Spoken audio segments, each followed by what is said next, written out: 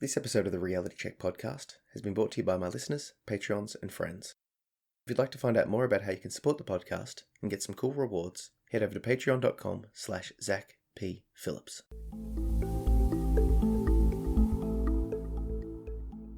So my usual format has been that I'll share something with you guys and then sort of use that as a basis to discuss. But the problem with that is when I come to a weekend or a couple of weeks like I have been facing, when I haven't been productive, when I haven't been creative, when my mental health has taken a turn for the worse. Because when that happens, everything sort of starts to shut down. And the only reason I'm able to shoot this podcast now is because I feel like I'm on the back end of it. I feel like I'm coming back. And, you know, there's a lot of causes, sort of indirect causes for my mental health downturns. The primary ones being that where I live, Victoria, Australia, we're in the state of emergency. The COVID lockdowns are still occurring. We aren't allowed to leave our house for basically any reason other than work or exercise. Exercise can only be done for 1 hour, and we can't leave the house more than 5 kilometers from our home.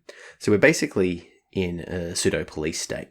There's videos coming out of people being arrested for sharing things online, for protesting, and not that I'm too concerned about the overall political climate of the country. I feel like it'll go back to normal once all of this dies down. It's more that it's been months of a state of abnormality, months in which what I would typically do as coping mechanisms has been disrupted or completely eliminated.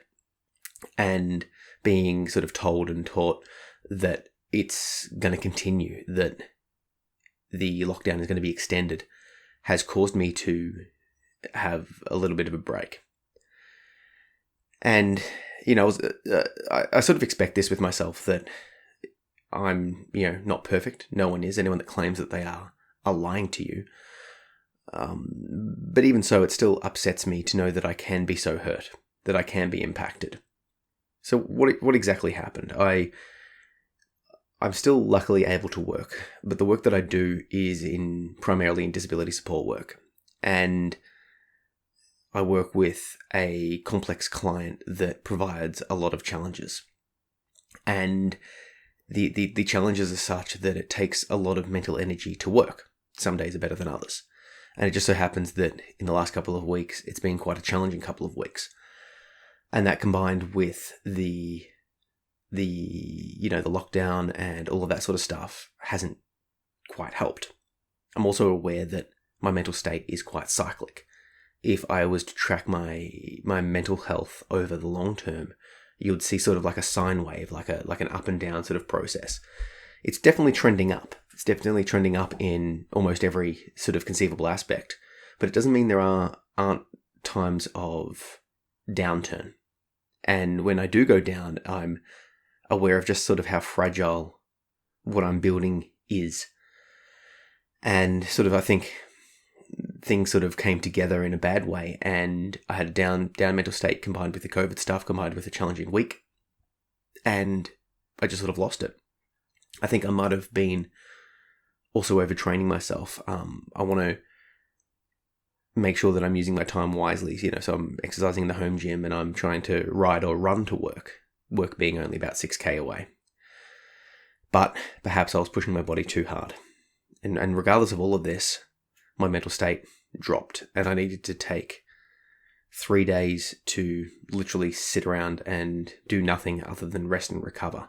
I couldn't exercise. I couldn't do any writing. I couldn't do any work. I couldn't do anything other than literally sleep and eat and heal. And anyone that I shared this sort of concept with, what was happening to me, would give me the advice that I would give them. And I appreciate it, of course. I just realized that there's this sort of annoyance that despite all of the effort and all of the work and everything that I'm doing for myself, that I still can and do and are weak in some capacity. There is a weakness to my mental state.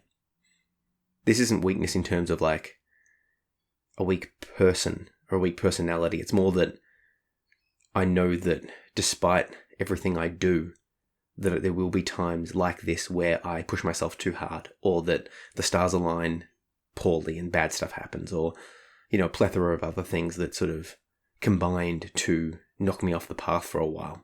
And that upsets me. And, my physical body being inebriated, or not inebriated, just compromised, hurts. And there's the variety of things that sort of all compound together, and I don't like it. And I don't like the wasted days and the wasted sort of opportunity of the day.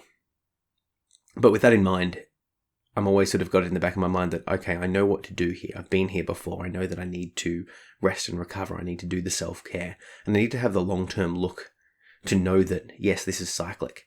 The concept that this too will pass is applicable both in the good times and the bad times, of course. I know that when I'm feeling good, it could turn bad. I know that when I'm feeling bad, it could turn good. And it will, if I just give it enough time and go through the appropriate motions.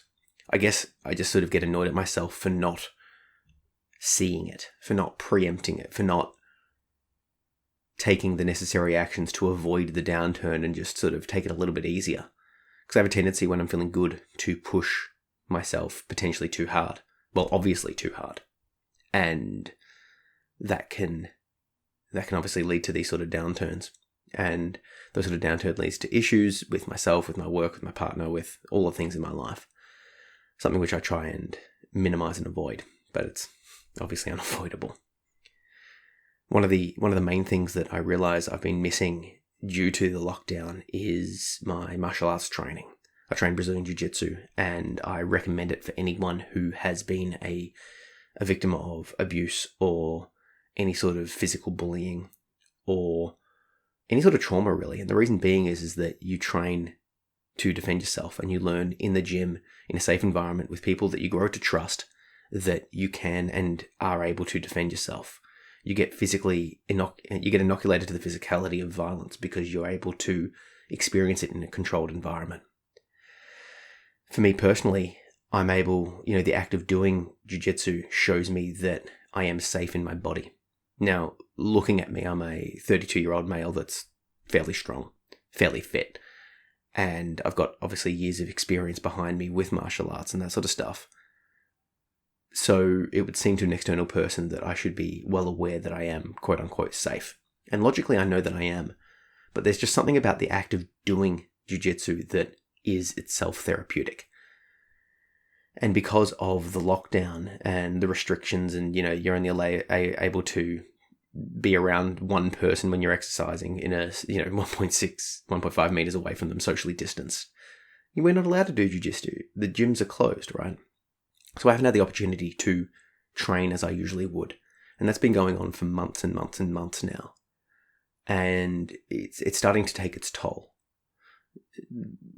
I know from first-hand experience that lifting weights and flexibility and running and all of these sort of self or personal training options that I can do aren't quite the same as jiu-jitsu. I know that I can beat a physically stronger and fitter person that I'm more trained than, that I've got more experience than on the mat. So it doesn't quite hit the same sort of therapeutic nerve that training would. And yet, due to external life circumstances, I cannot train. And that obviously takes its toll. Now, I do what I can, and I do look after myself, but there's just something quite not there. And I know I have to accept that. But it still doesn't take away the sort of hole that I'm feeling in my life at the moment. And I can't wait to be able to get back to it, because it's sort of irking at me. But I am hyper aware that I have no real ability to impact government regulations, and nor do I think that everything should just be necessarily reopened. So I'm sort of stuck in a predicament of having to deal with the inner demons as they come out, which in itself is an opportunity for healing and recovery. And I've realized that when things come back, I won't need to train as much as I was. I realize that I'm a lot stronger than I am without it, but there is something there that I'm missing. And beyond that, there's obviously the physicality and the social aspects of it. with that in mind, I sort of just want to highlight the fact that we're all, during this, unprecedented times, we're all sort of struggling, and we've all lost different aspects of our life, and it's sort of giving us that show of what really and truly matters to us, what it means to be a human. I know for me, at least, that it's helped me to step back and sort of reevaluate my priorities. What actually matters to me in life? What do I actually want from life? It's given me an opportunity to step back and see a bit deeper into myself. Not necessarily all for good, but I know that when things do go back to normal, I'll have a sort of a deeper, more nuanced view of my life, and I'll be able to make appropriate choices. Nonetheless, when I'm suffering in depression or sort of like a PTSD-like symptomology, it doesn't make it easy. I just want to be able to have things back to how they are and be able to, not be controlled and not be in a state of uncertainty. And I guess the general state of uncertainty and the overarching hierarchical control over my movements right now is itself triggering. I'm not sure. With all that in mind, I'm still trying to be active with my writing therapy, still trying to meditate daily and do my exercise daily and do the self-care daily. But it is quite tough. So if you're struggling and you're in a similar situation to me, maybe with, obviously you might have different hobbies and things that sort of you've lost over this time, I can at least partly relate. So I encourage you to reach out and connect with me on social media at Zach P. Phillips. Send me a direct message or a comment or whatever, and perhaps we can connect and share and talk and discuss how we're feeling in this time, because I think that the main thing that we're all missing is that sense of community and normality. And even if we can't get that normality back, we can still connect on the shared feelings that come with the loss of normality. Not that that's the same, but at least it's something.